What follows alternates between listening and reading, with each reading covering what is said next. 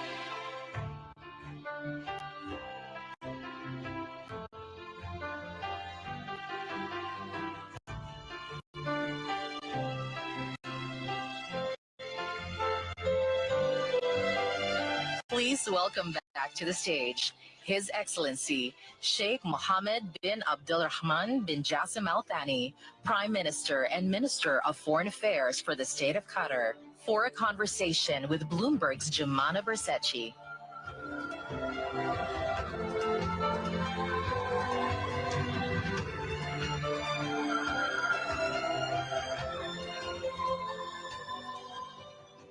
Your Excellency, thank you so much, and thank you for the speech. President Trump was in the region last week. It was the first time a U.S. president has paid a visit to Qatar since 2003. How significant was this visit for the Gulf, do you think? And also, how do you think this president, his approach to the region, differs from his predecessors?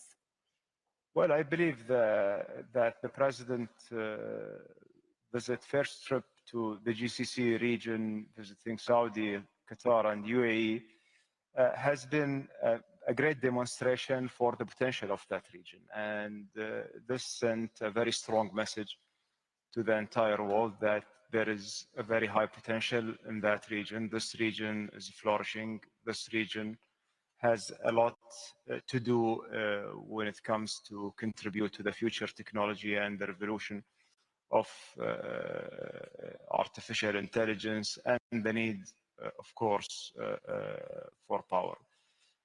Basically, we have had a great visit, and I believe this is equivalent to the rest of the countries in the GCC. During that visit, we had a wide range of topics that's been discussed, whether it's on the regional security, on the future economic cooperation between the two countries, and how to untap the potential between the two countries. These topics actually has varied, whether it's how to partner in artificial intelligence, how to partner in energy, and how to expand also in being a critical and a vital part of the supply chain for United States economy, which is the leading economy in the world. I believe this is was very much perceived in a positive way by the region. And of course, we know that the policy varies from one administration to another. We are glad to see that Middle East and GCC in particular is a priority for this administration, and we believe that there is a lot of potential for both of us in the region and the United States that we can untap in the next few years. And also, I think that one of the key elements of the president's visit is making sure that the situation in this region remain stabilized. And we have seen what a delicate period that we are going through in that region, whether it's on their talks, on the US talks with Iran or with the situation in Gaza and the changes that happened in Syria. And we are hoping that these kind of engagements will lead us to a point where we can have all these conflicts settled and hopefully being more focused on the prosperity of the region. President Trump has been labeled a transactional president. He certainly likes to do deals. He's written a book about the art of the deal, and he likes things of value, especially if they come free. I want to ask you about the gift of this Boeing jet that Qatar want to give to the president to use as interim Air Force One. It's been met with a lot of controversy back home. What was the purpose? What is the purpose of this gift? And is it, as some critics say, an opportunity for Qatar to gain influence with this administration? Well, look, actually, you know, we have seen that there was a lot of, you know, controversy that's being created out of this, what I call it an exchange between two countries, and basically the relationship that we have between Qatar and the United States is a very institutional relationship, and it witnessed different administration, and the institutional relationship remain very strong and at the backbone of this partnership. The plain story is a Ministry of Defense to Department of Defense transaction, which is basically done in full transparency and very legally, and it's part of the cooperation that we've been always doing together for decades. For example, the airlifting in Afghanistan is something that we have almost 80% of that done by our air forces. The security deployment of United States during the World Cup to support our efforts was done by the United States, and I see it as a normal you know, a normal thing that happens between allies. And basically, I don't know why people, they are thinking about it, that this is considered as a bribery or considered as something that Qatar wants to buy an influence with this administration. I don't see any, honestly, valid reason for that. And I believe that there is a huge issue in misconception or unfortunately some spoiler who are trying to portray Qatar as a country that it tries to buy its way. And I believe if you look at the track record, at least for the last 10 years, whenever is you know, some scoop coming out in the media and trying to put Qatar under a spotlight, that Qatar is bribing to get the World Cup, or Qatar is bribing the EU Parliament, or whatever, until like the end, Qatar is trying to bribe the Prime Minister of Israel. I'm sure that, you know, it does tell you something, that for the last 10 years, none of these cases has stand or had any proof that Qatar has done anything wrong. We are a country that would like to have strong partnership and strong friendship, and anything that we provide to any country, it's provided out of respect for this partnership, and it's a two-way relationship. It's mutually beneficial for Qatar and for the United States, and I believe everybody acknowledges this. I think that we need to overcome this stereotype of seeing Qatar as a small Arab nation because it's gas rich. It cannot find its way without buying it with money. It's really a misconception that hurts a lot, not our reputation, but the reputation also of other countries and the institutions. Is the controversy worth it, though, if it means that there's going to be further congressional scrutiny of all of Qatar's dealings now with the U.S.?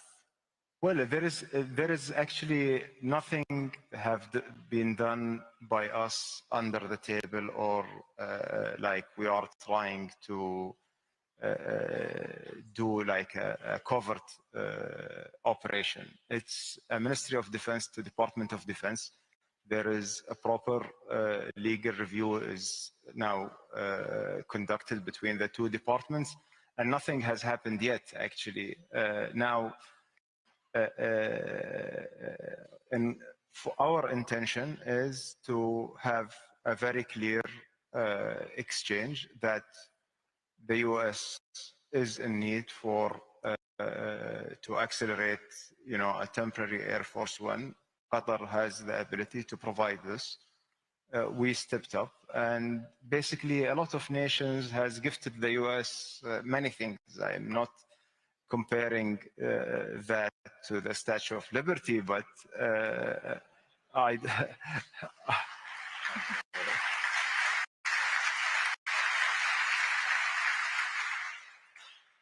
don't know if this is like sounded a little bit maybe strange for the US because it's coming from a small Arab nation. I think that this has played some way a factor in this, but I'm hoping that people in the United States and even the politicians over there, they look at us as a friend, as a partner, as a reliable partner, that we've been always there for the US whenever we were needed, whether it's in the war against terror, whether it's in freeing American hostages from all around the world. It's not something that we've been doing to buy an influence, but this is a duty on us as a partner, as an ally of the United States, and as there's a duty for the United States toward Qatar. I want to turn to regional geopolitics. Yesterday, the Israeli Prime Minister says that Israel are now carrying out operations with the purpose of taking over the Gaza Strip. They will carry out an unprecedented attack on Hamas, that is a quote. The war is clearly entering into a new phase. After a ceasefire that was negotiated earlier this year, Qatar played a pivotal role in that. It lapsed in March. The death toll continues to go up. There's still what's thought to be 20 hostages still alive in the Gaza Strip. There's a humanitarian crisis going on there. What hope is there now for a lasting ceasefire, Your Excellency? Well, it's unfortunate that we've been seeing the situation unfolding in this way, and it's becoming very frustrating for everyone, and especially for us here in Qatar.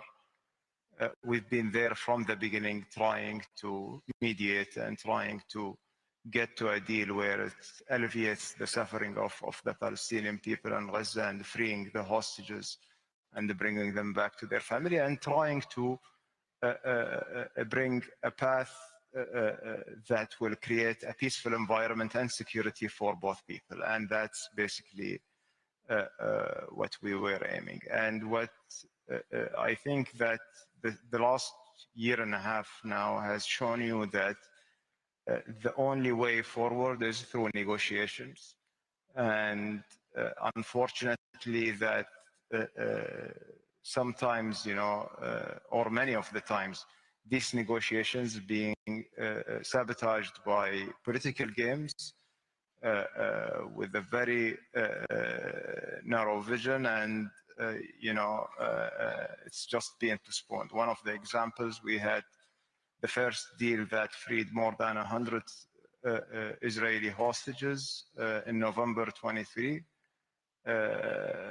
It collapsed in 1 week. Then we had the second deal that's been based on a framework that's agreed on December 23, and we couldn't announce it, or we couldn't finalize it until January 25. That states very clearly that this deal should include multiple phases, that we have to do everything we can to avoid to return to the war, and ensuring that all the hostages will be freed, and there is a withdrawal from Gaza Strip, and there is a clear way forward for the Gazan people to alleviate their situation. This deal has collapsed 2nd of March, and we have seen how the situation has been unfolding since then, and the blockade on Gaza for now more than 60 days. And we are hearing also some irresponsible statements about the humanitarian situation over there, about the way of distributing these aids and distributing food in form of meals and calculated calories for pre-qualified and pre-screened people. I think all these things that are happening has been unprecedented in our world today, and it shouldn't be acceptable for the international community. Yes, yet we have seen that unfortunately the Israeli government is carrying it out with impunity. Now we continue our efforts despite everything and every attempt to sabotage our efforts and try to also blackmail us and continuing attacking us, while we were the only country that's helping together with Egypt and United States.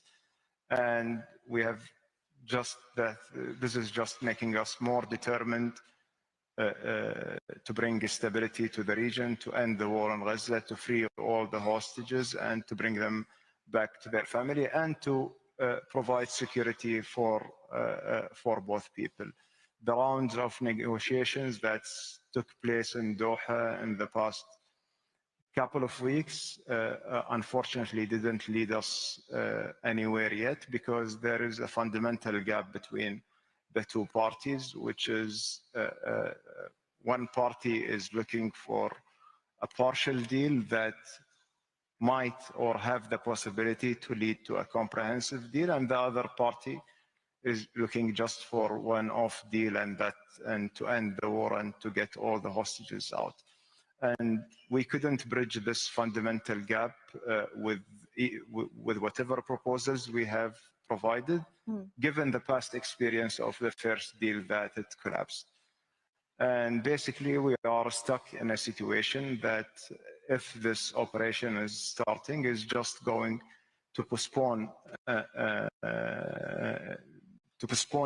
the diplomatic conclusion of the war, which will end only diplomatically from our point of view, and will just cost us a death toll on the Palestinian side and also on the hostages side.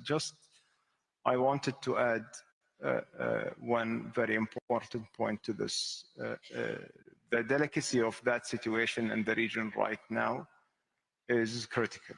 And basically, we have seen that the continuation of this campaign and this way and this behavior, and it's not only in Gaza, but Gaza, West Bank, Lebanon, Syria, is something becoming unbearable. Yet you have seen that all of us as governments, as countries, we are calling for peace, we are calling for peaceful resolutions, and nothing is stopping this kind of behavior. Yeah.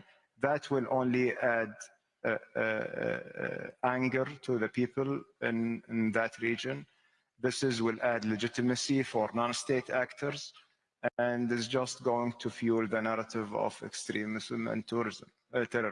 In President Trump's speech last week in Riyadh, he talks about the birth of a new Middle East, the economic transformation, and also the Gulf states playing an increasingly influential diplomatic and mediation role in the prospect of regional stability. Can there actually be regional stability in the absence of a solution to the Palestinian and Israeli conflict that has been going on for decades? Well, we believe that this conflict is a core for the regional stability, and we hope that there will be a chance sometime soon. It requires a strong leadership from the Palestinian side, from the Arab side, and from the Israeli side, because there will never be a deal without a compromises between all the parties, that ensuring that there are conditions that can be created for the people to coexist together. This region has been for centuries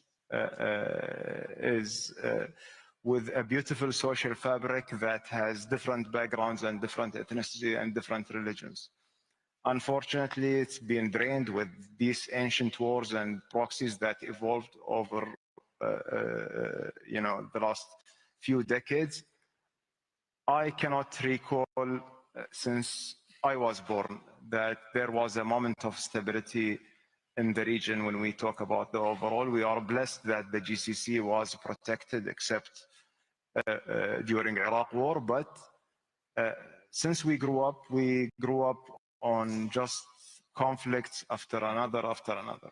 We've got a couple of minutes, but I do want to ask you, because you were in Tehran over the weekend, how likely is it that you think we will get to an Iran-US nuclear deal by the end of this year? I believe there is a positive momentum.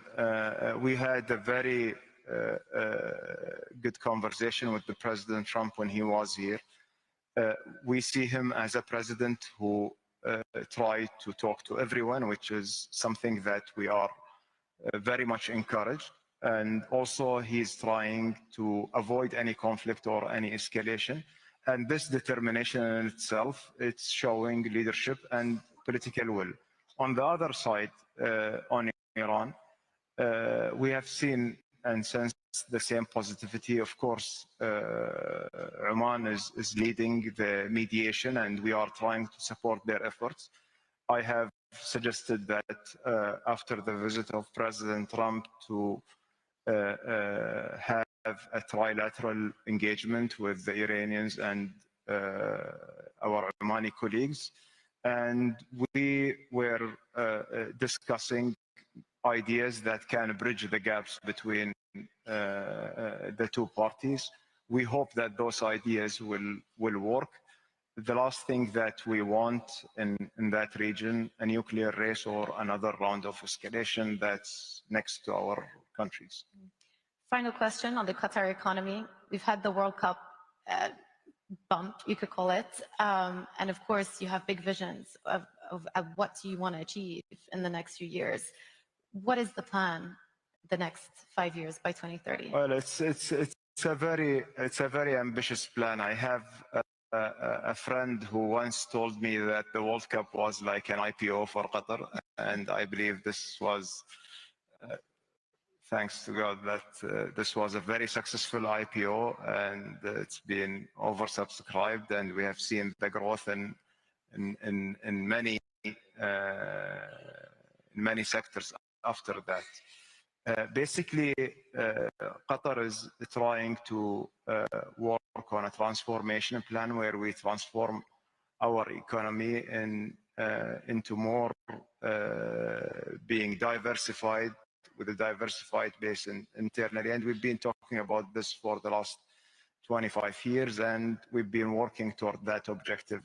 We are focusing on developing different sectors, whether it's on the manufacturing, on the logistics, on the education, on the healthcare, and the tourism and technology. And we have seen the technology revolution right now that's happening. And we have seen that this technology revolution is not only happening away in the world, but countries like UAE is leading in artificial intelligence, or Saudi leading in data centers. And we are trying to be part of this ecosystem and being a complementary for this region. And basically we see that the potential is huge, the capability is there, and Qatar has successfully built global brands in the last few decades. Qatar Airways is one of the main examples. When you see that you have a leading airline being nominated #1 for the last few years, this is something making us proud, and we would like to see more and more brands coming out of Qatar like this. Your Excellency, thank you so much. Thank you. Thank you.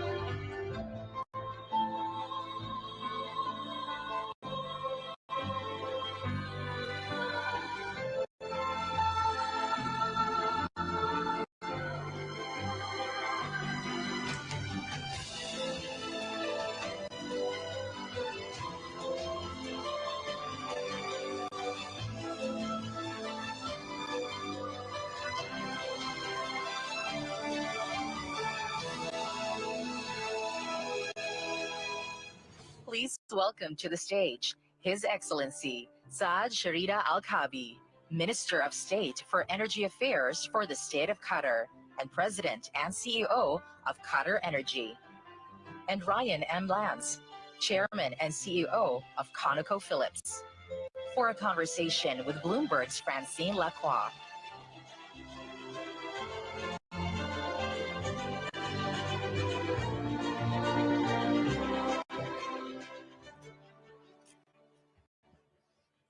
Hello, everyone, gentlemen. Thank you so much for joining us. Now, we have 17 minutes to talk about the energy complex.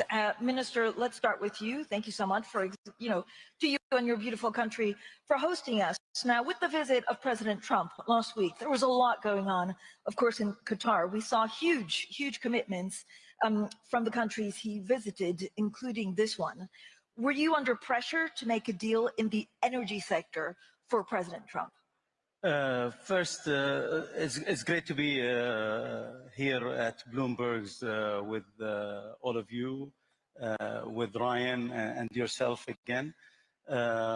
Regarding the visit of President Trump, of course, it was a historic visit. We were very thrilled to have him here as the first sitting president to visit Qatar. Pressuring us on doing deals, I think, as you know, President Trump is a businessman, first and foremost, and he understands business very well. We had several deals that were done in Qatar during his visit. So there was the energy sector. If we look at the energy sector, we had a project in Qatar. For the last 70 years, we've had American companies here. So we've had several projects, Northfield East, Northfield South, where Ryan is a partner. These are all commercial projects that have American presence. We have two projects in the US, the largest single investment in LNG export facility in the US, the largest ethane cracker in the world in the US, about 30 billion project. So these are all commercially viable projects that we're doing. From my vantage point as the chairman of Qatar Airways, we had a tender for buying airplanes that we need for the expansion of Qatar Airways, and Boeing gave us the best deal. It was better than Airbus, and we went ahead with that because it was the most commercially viable. If you look at our investments in QIA, we have already made a lot of investments in the US, and we're making more, and these are all commercial deals that we're doing. Our military are buying equipment that they need for their military. So regarding pressuring us to do deals, I would say no. I think we're happy to do deals with American companies because they provide a win-win solution for us. And all the deals that we do, like in the energy sector, are 25, 30-year deals. So they have to survive different administrations, CEOs, and so on. So I would say pressuring, no. But we're happy to do deals where they are mutually beneficial. Minister, you mentioned you're chairman of Qatar Airways. You had some pretty incredible profits. So how do you see that going? How did you achieve them? And actually, how do you see the introduction of Riyadh Airlines in the region affecting your business? Of course, we attribute the excellent profit to several factors. We have excellent staff, excellent leadership. So all the crew members, the pilots, the ground staff, everybody working in the company has contributed. Of course, first and foremost are the loyal clients to Qatar Airways that made this also possible. And also, this is a cyclical business. Everybody's doing well in the airline business, and we just need to keep going with the same rhythm to ensure that we continuously can have good profits. Regarding Riyadh Airline, I think we're very happy for our brothers and colleagues in Saudi Arabia that they are embarking on this expansion in the airline business. It's a huge country, Saudi Arabia, whether it's size of the country or size of population, and I think it's overdue to have additional airlines and airline products in Saudi Arabia. And if there's anything that we can do to support Saudi Arabia from Qatar Airways, we'd be happy to do that, but we wish them all the success. And I think it's very much needed for Saudi Arabia and the region. Ryan Lance, President Trump pledged to drill, baby, drill. Is it happening? And if it isn't, why not? Well, I think the president's got a unique ability to boil things down to a bit of a bumper sticker. I think the drill, baby, drill, people get fixated on how many rigs are running in the U.S. and is that representing a drill, baby, drill. I think it's a broader strategy that the president is trying to articulate around taking the natural resources that are endowed to the U.S. and really continue that growth and development. So it's got multiple dimensions. It's permitting reform to speed things up. It's more infrastructure being built, high voltage transmission lines, it's gas pipelines, it's eliminating the LNG pause that the prior administration put in. So I think it's a statement that articulates a broader strategy that wants to use the endowed resources that we have in the United States to continue that growth and that development and continue to be able to import and export energy that the full world needs today. Break-evens for U.S. shale, I think, on average, pre-trade wars and tariffs were about $65 a barrel.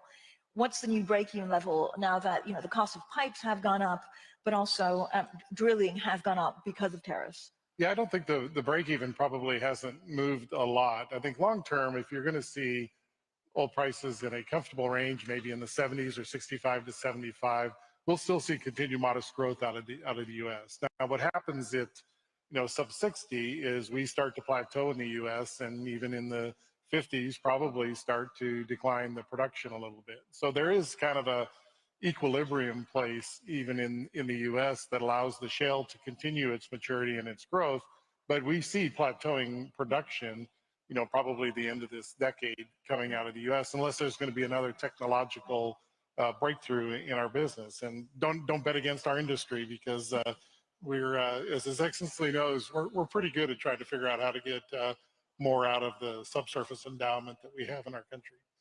Minister, most of Qatar's LNG sales are also linked, of course, to oil prices. How has the oil's slump this year affected Qatar? The oil slump, I would like to add to just what Ryan mentioned, in general, all oil companies look at their revenue and look at their capital expenditure over the next few years. And the way you can spend more capital, there are two things. There's capital to sustain. People don't talk about sustaining your actual production, which gets more expensive with time to maintain it and drill additional wells and so on. So you need a lot of revenue for that. In addition to that, the additional capex to expand and to keep additional reserves coming. And you need, in general, you'd need somewhere in the range of $70 to $80 in my view, to be able to sustain the current production and increase. And when you look at the US, for example, I mean, one of the things that came out of the visit is a better understanding of, with my counterpart, Chris Wright, Secretary Chris Wright from the US and the colleagues that came with President Trump.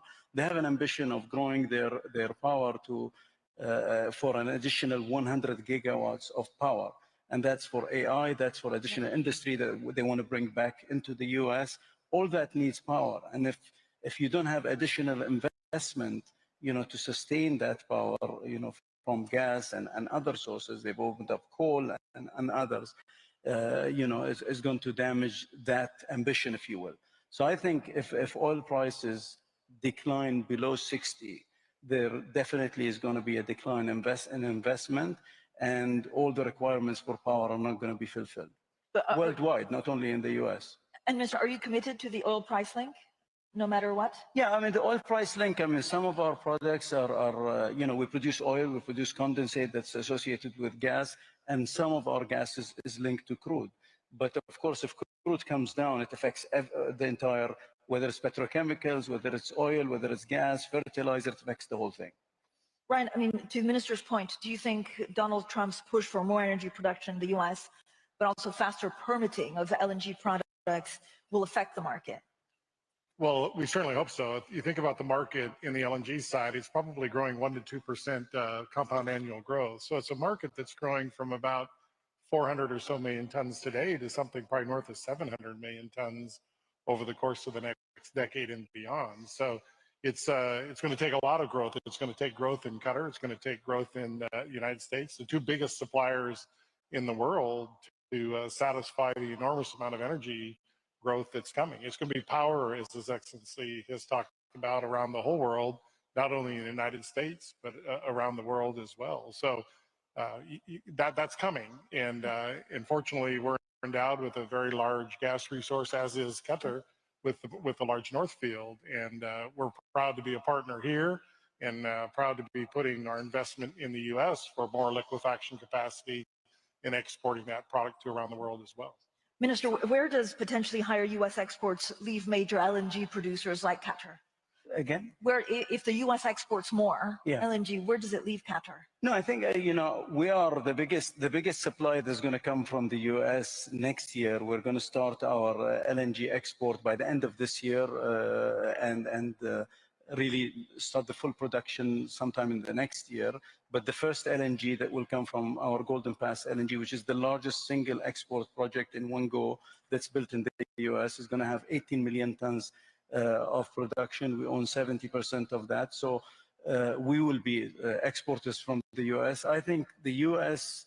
volumes are going to go to certain markets that are mostly Europe, South America, and our volume will predominantly be serving Asia. That it's difficult for the U.S., I think, to reach, or the entire volume to go to Asia. But in general, I think we need all that volume.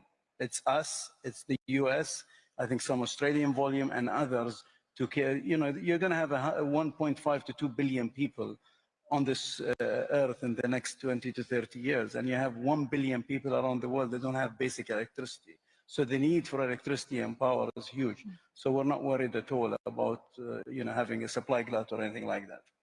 And I think I would add that people immediately go to the competition between the U.S. and Qatar. It's really not. It's a cooperation because of the different market access that both countries have to the growing demand. So it's a cooperation. It's really not a competition.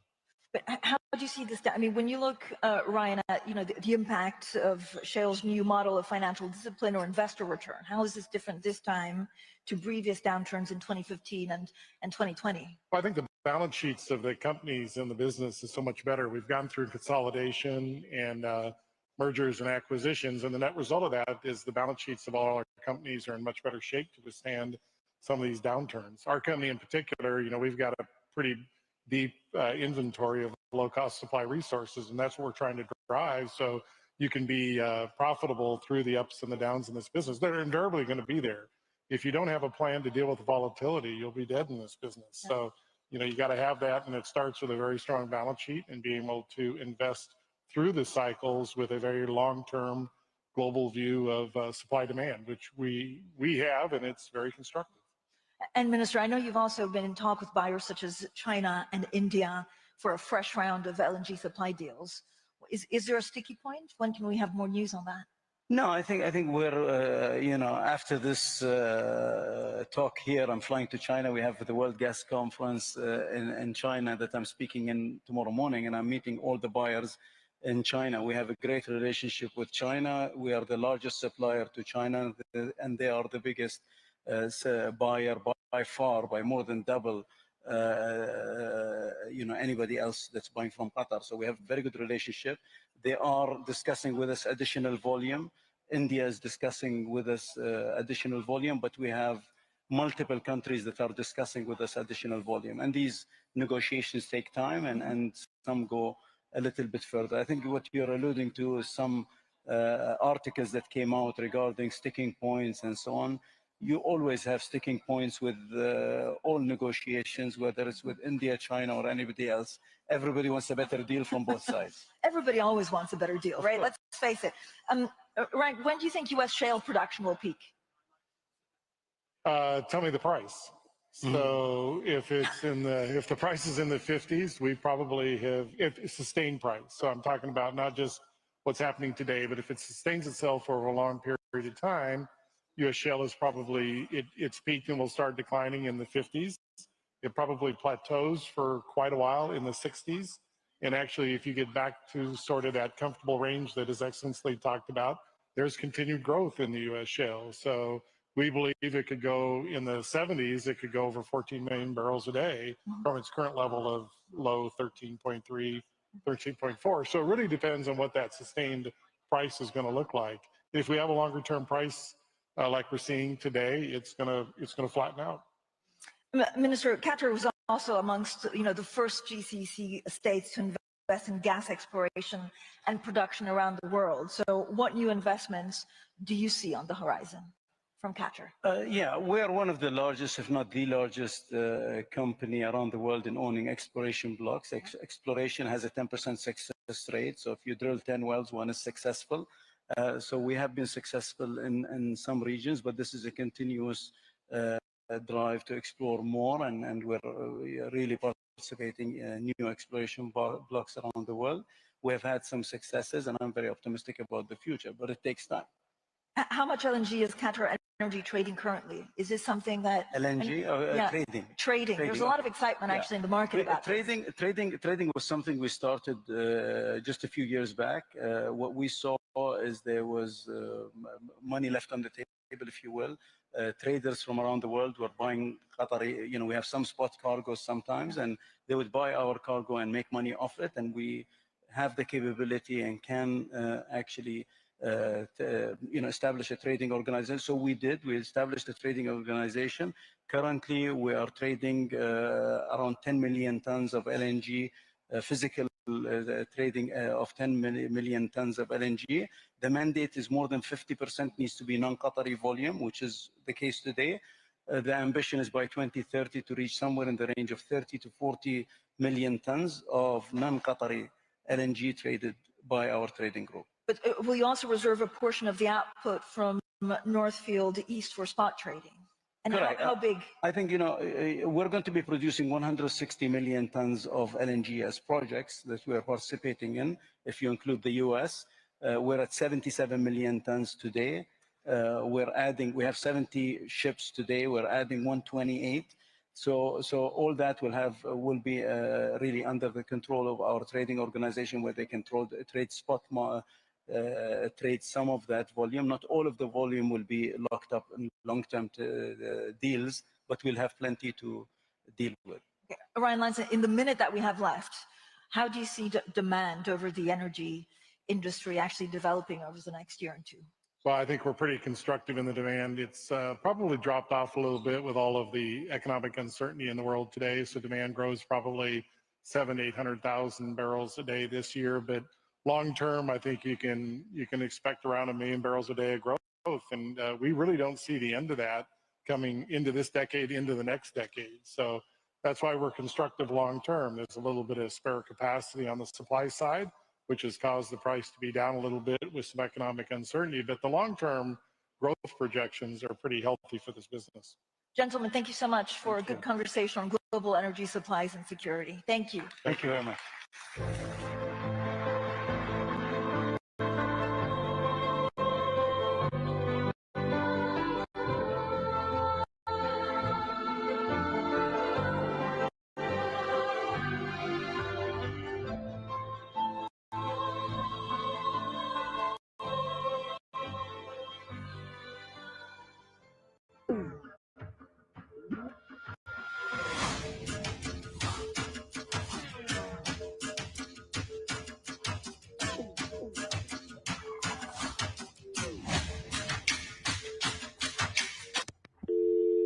That we are probably in a recession right now.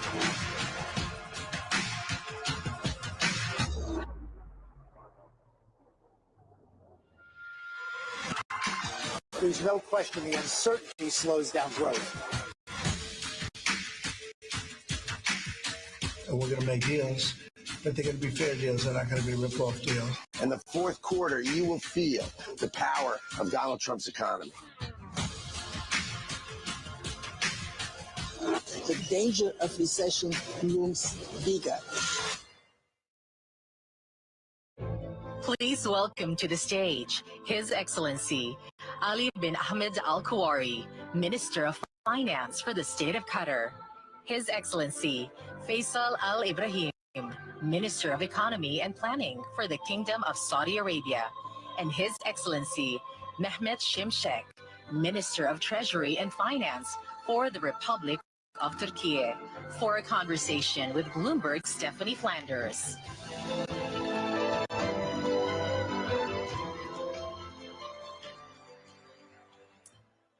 Excellencies, we don't have very much time. Thank you very much for being here. I think Donald Trump would be really enjoying this conference so far. He would really like that we have begun every session with a question so far about his trip. And I'm afraid I'm going to be no exception, because we still have a lot of questions and details to think about from that visit last week. Excellency Minister Al-Kawari, we had very big numbers talked about in terms of the deals that Qatar was going to do with the US. I think there was 243 billion, but the president also talked about an economic exchange worth $1.2 trillion. That's 5 times Qatar's GDP. Are these plausible numbers? Do we think that this is, did you just engage in a sort of bidding war, or should we take these numbers seriously? Well, I mean, thank you, Stephanie. Thank you. First of all, I mean, it was a great visit by His Excellency the President, to the region. I think this is a big statement, as Sheikh Mohammed said, for the region, and recognition how important the region economically, politically, and geoeconomically and geopolitically, and from a stability. And this is, I mean, something that really we take it, also, and we appreciate it. From I mean, deals perspective, I think I mean, there was the $160 billion deal, with the Boeing.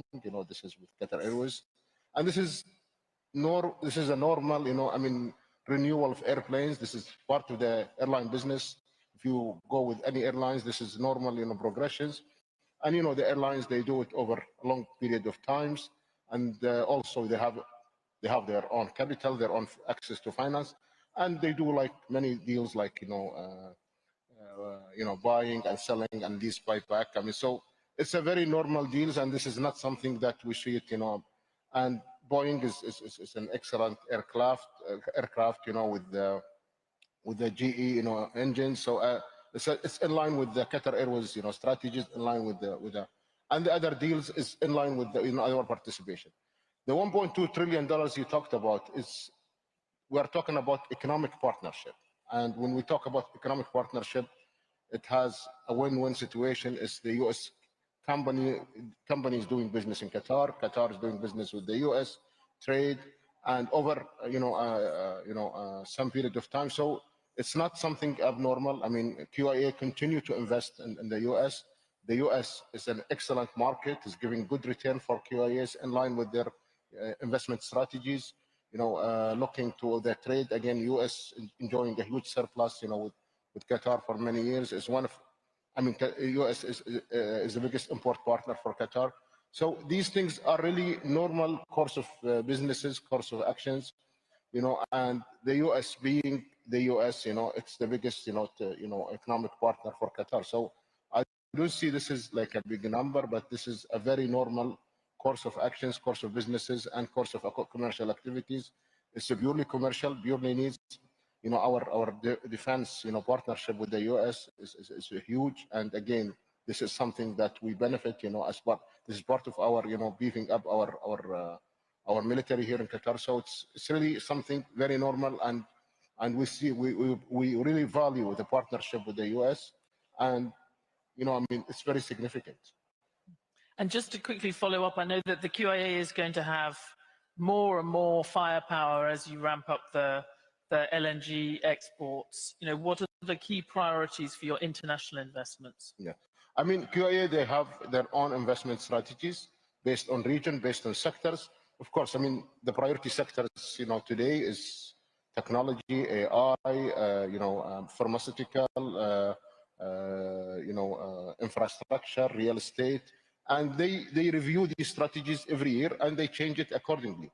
And as I say, I mean, today the U.S. is I mean, the biggest opportunities are in the U.S. In terms of these businesses, but they continue to spread around as well. And these strategies get reviewed every now and then to make sure like they are aligned and taking advantage of the opportunities, yet mitigating risks. Excellency, Minister Ali Ibrahim, we had some even bigger numbers talked about in terms of Saudi deals last week. But I guess many people would say the biggest gift that the kingdom has given to President Trump in recent months is a lower oil price, and it is at its current rate is much lower than the kingdom needs to cover the external obligations, and certainly well below what you need to balance your domestic budget. So I just want, how are you thinking about how you're going to bridge that gap if the oil price stays roughly where it is?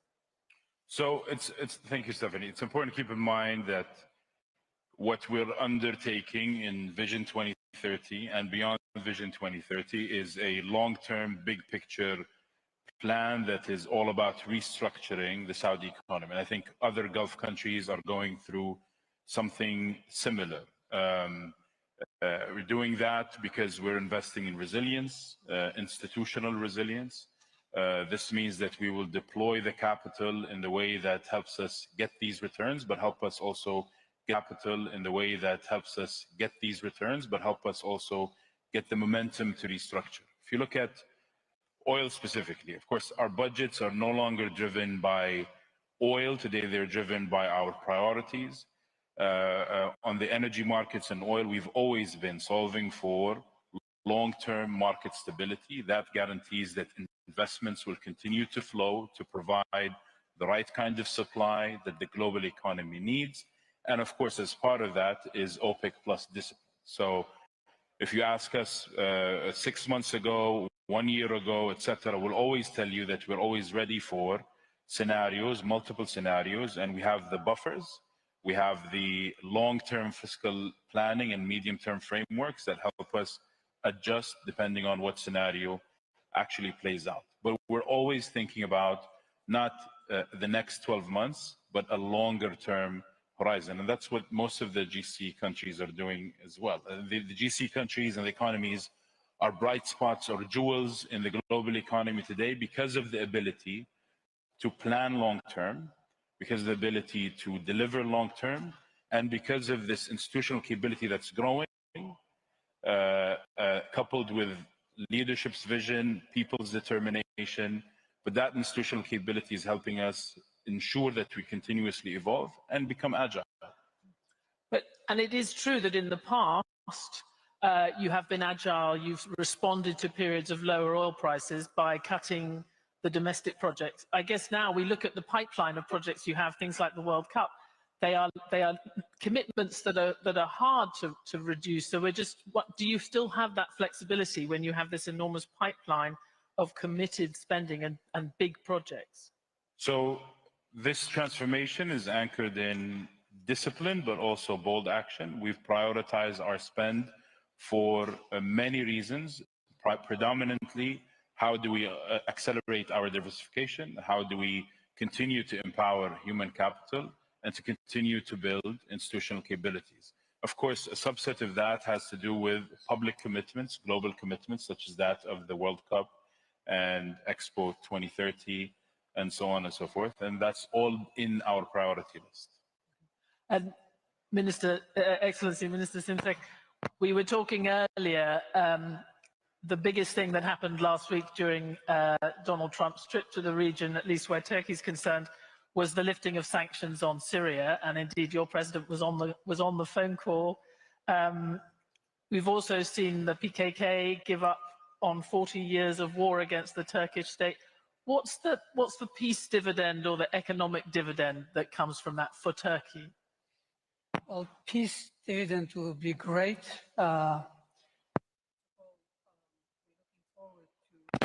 Just hold on, I think you lost your mic. There you go. It's not working? All right, I have a new microphone. So peace dividend is likely to be massive. First of all, having a stable, peaceful, and prospering Syria on its own is a huge gain for the region, and of course for Turkey, because we've got 911 kilometers of border with Syria. So clearly that is going to help in a big way, because conflicts drag you down And as we address the conflicts, as we rebuild, functioning states, it's huge boost for the entire region. So that has been a welcome move. But going back to one of the component of you've highlighted, the PKK has waged almost a 50-year war against Turkey. But last week, they have agreed to disband and disarm. This is also huge because according to a study, including the opportunity cost, we have wasted almost $1.8 trillion over the past 5 decades combating terror. Now, of course, the peace dividend would be huge in terms of channeling resources to more productive areas for development, for progress. So in that sense, these two developments are going to be huge in terms of geopolitics no longer being a drag, but actually, being a source of leverage to help Turkey move up. And foreign investors would be hearing that and would feel positive about it, but at the same time, they have in their head the detention of Mayor Imamoglu in March and the very sharp fall in the currency that came with that. Investors were very frightened off at that time. They seem to be still hesitant to come back to Turkey, even though the currency is stabilized, even though you have very high, painfully high interest rates. What is it going to take to pull back the long-term investors? Well, first of all, the 3-year program that we have put in place is on track, is intact, and is delivering. We have inflation, which is still high, but at 40 months low. And over the past 2 weeks, there's been, again, recovery in FX reserves. Investors are actually back. Interest rates are coming down. CDS, the risk premium, has fallen significantly by well over or close to 90 basis points. So actually, if you look at the past few weeks, there's been a recovery in investor sentiment, and that's reflected in financial market conditions. And very quickly, not so much, though we don't see it so much on the sort of longer term money, which obviously you would feel, I would assume, more comfortable than the hot money coming in. So we still haven't seen that. Of course, the program doesn't rely on hot money, but FDI has also picked up over the past 12 months. Turkey is a very large economy with a pretty decent infrastructure and a huge pool of talented people and significant regional integration. So highly diversified economy.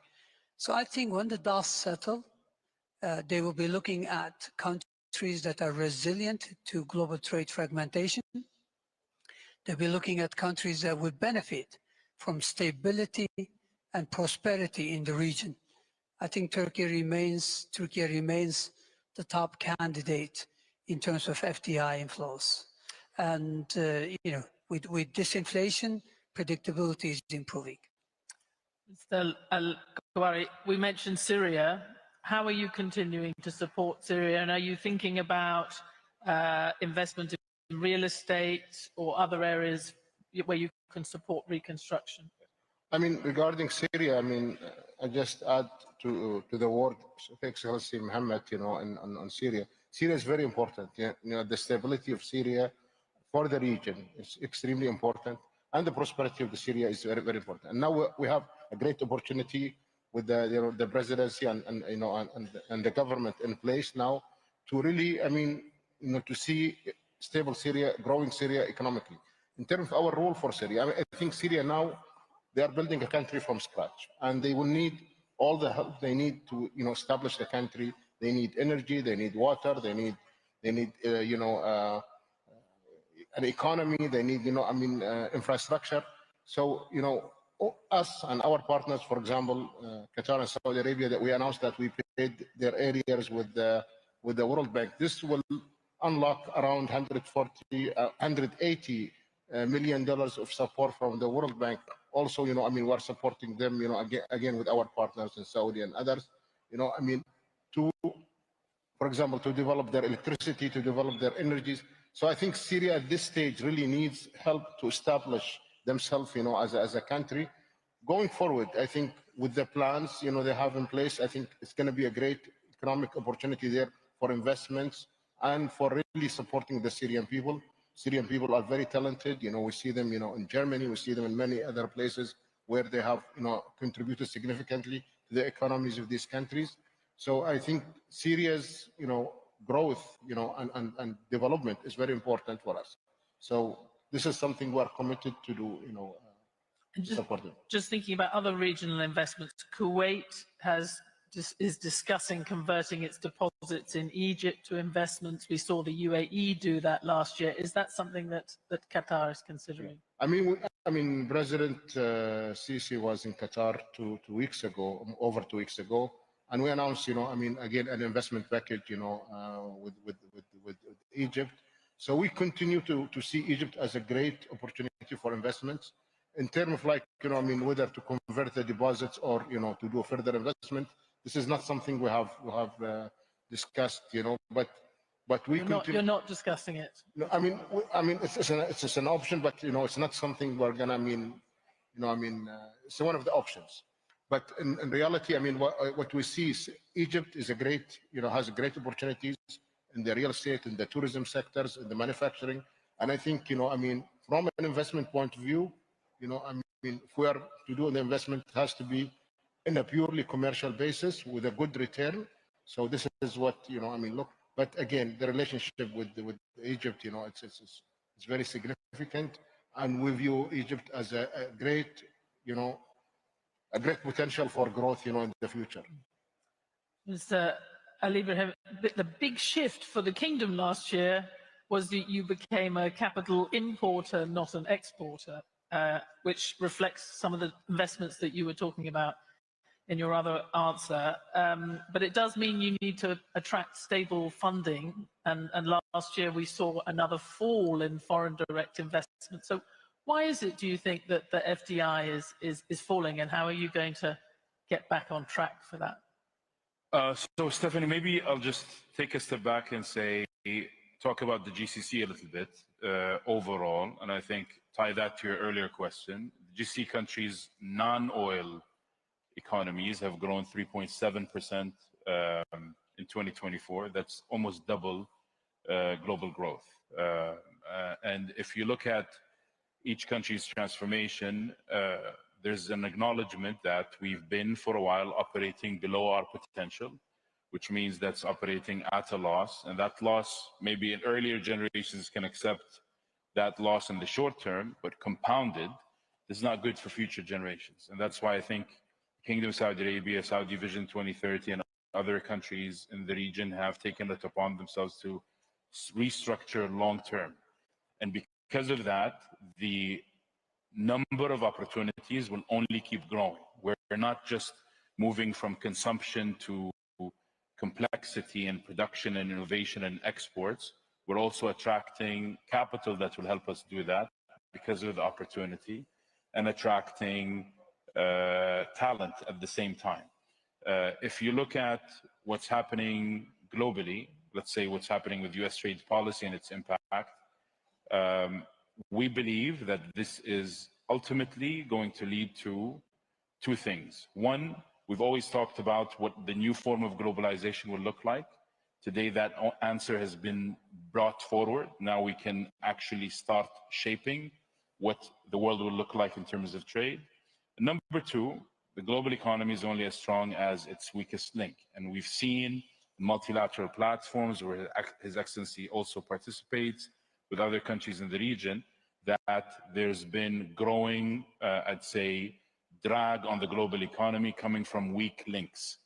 I think the response to these policies will only create stronger global players, stronger global economies, from emerging to Europe to whatnot. If you look at things such as the corporate sustainability due diligence directive that the EU announced, and how that was a little bit revised recently because of the impact that would have had on the European economy. Some GC companies today are divesting because of that. And we think that still needs to be revisited. I'll come back to your question. Foreign direct investment is a long-term game. It's flows and stock. In the kingdom, we're seeing signals of not just the actual number, but the number of licenses, the number of people coming into the kingdom, number of headquarters being set up, the number of deals that are being discussed and negotiated. In 1 year, we had a very large deal that helped spike that figure and then was challenging afterwards. But our target remains the same, 5.7% of GDP in 2030, around 100 billion in terms of flow in 2030. And we're working hard, 900 reforms to create a better business environment and continuously evolving. Minister, one of the things that was a challenge, we talk about the weakest link. One of the problems for Turkey was the unorthodox monetary policy for a period of time. Now, my colleagues tell me you're the keeper of the flame for orthodox monetary policy. But it's painful at the moment. You have high interest rates to bring down inflation. Do you worry about the impact on the domestic economy of that? And is it sustainable? Are you going to have to do something to support consumers or raise minimum wage potentially ahead of time? Well, sorry. We rebuilt monetary policy and a strong fiscal position as well. And I think all is set for disinflation, but no treatment is without any side effects. So we are aware of some dislocations in certain sectors. And that's why early this year, we've extended support to some of the labor-intensive export sectors. So we are looking at specific remedies while keeping the program on track. But the essence of the program is to bring inflation down so that we can set the stage for sustainable high growth. So a temporary pain is worth taking, going through. But at the same time, we're looking at short-term fixes to address some side effects. So, but you won't, if you have, we're seeing potentially factories closing, we have households still dealing with the high cost of living and rising cost of living. Do you see needing to give in to some pressure to support households? Well, first of all, last year we've created close to 1 million new jobs. That's new jobs added. So manufacturing is obviously struggling because our key trading partner, Eurozone, is still flirting with recession. So global growth is dismal, and our main trading partners aren't doing that well. So understandably, manufacturing sector is struggling. That's understandable, but manufacturing accounts for only 23% of our GDP. So the rest of the economy, in particular services, is doing really well, continue to create jobs. And households remain in good shape because household debt to GDP ratio is less than 10%. This is not a leveraged economy. So in that sense, while, again, short-term pressures are there, I think the key is to sustain the program, to deliver disinflation, and that way we lay the foundation for strong, sustainable, long-term prosperity. I know we've run out of time, but I do want to, the title, I want to get back to geoeconomics and also potentially to President Trump. He'll like it. We started and ended with him. But the deals that, and certainly the trade deals that the president is doing or trying to do in different countries, there does seem to be a sting in the tail. You do the transaction, you give good value, and you announce a big number, but he is quite committed to making countries help him take China out of global supply chains. Now, this is a region that's hoping to benefit from continued much higher trade with China than with the US, but also the strong relations with the US. Are you worried, Excellency, that you, at some point, he will force you to choose? Well, I mean, we enjoy good relationship, of course, with the U.S. and good relationship with China. China is one of the biggest destination of our LNG, trains, and again in terms of imports. We like to work, in balance with both with both powers. I cannot see, I mean, the U.S. will reach a stage like will us countries, either me or China. I cannot imagine this. I think what we are going to see, I mean, there was a huge disruption, in the trade system, what we have seen as a result of the Liberty Day, decisions. But to me, I think these things will settle, and we're going to see a new rules, governing, the trade and the global trade, in general. We have now some dust, we have unsettlement. I know that congratulations, I should say, in the reaching a deal last week, between U.S. and China on interim or transit, tariffs. But eventually, I can see this thing is going to really go away. There has to be a new rules, for governing this. See, the world, the globe has worked very hard to build a globalization rules-based system, and I cannot just see this going away. There is going to be changing to the regulations, to the rules, how we engage, and the fair competition, unfair competition. But eventually, I think there will be a new regulations.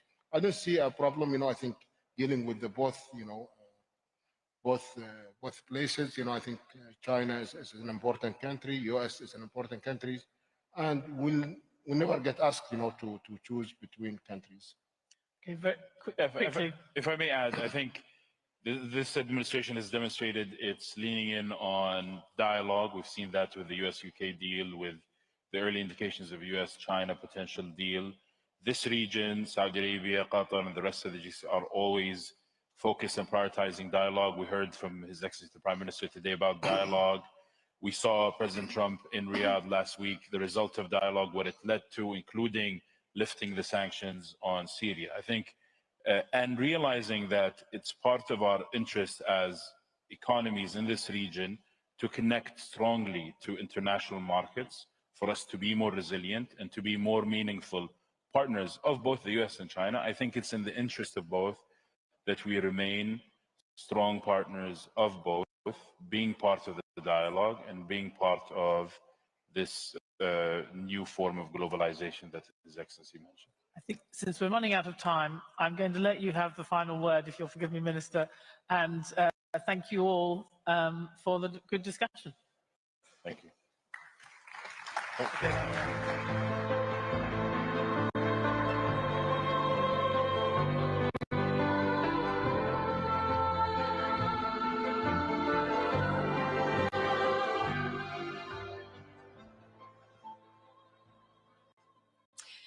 Well, we were deeply and are deeply honored by the presence of His Highness the Emir of the State of Qatar for joining us today. Thank you to Stephanie and her esteemed panelists for that insightful session. And thank you to all of our speakers this morning. Ladies and gentlemen, we are excited to announce that the next edition of the Qatar Economic Forum will take place from May the 12th to the May 14th, 2026, so a little under 1 year away, and we look forward to welcoming you back in Doha. Now, before the break, I would like to thank our official partners, the Qatar Ministry of Commerce and Industry, Qatar Media City, our culture sponsor, Qatar Museums, our innovation sponsor, QRDI Council, our premier sponsors, Qatar Investment Authority and QNB, our knowledge sponsor, McKinsey & Company, our participating sponsors, IDA HSBC, Investment Promotion Agency Qatar, Qatar Financial Center, Qatar Free Zones Authority, Qatar University, our airline sponsor, Qatar Airways, our connectivity sponsor, Ooredoo, and our tourism sponsor, Visit Qatar. We would also like to thank the Permanent Committee for organizing conferences at the Ministry of Foreign Affairs for all of the support. Now, this concludes our morning block of programming. Please join us for refreshments just outside this room. The program will resume at 12 p.m. And just a reminder, later on stage,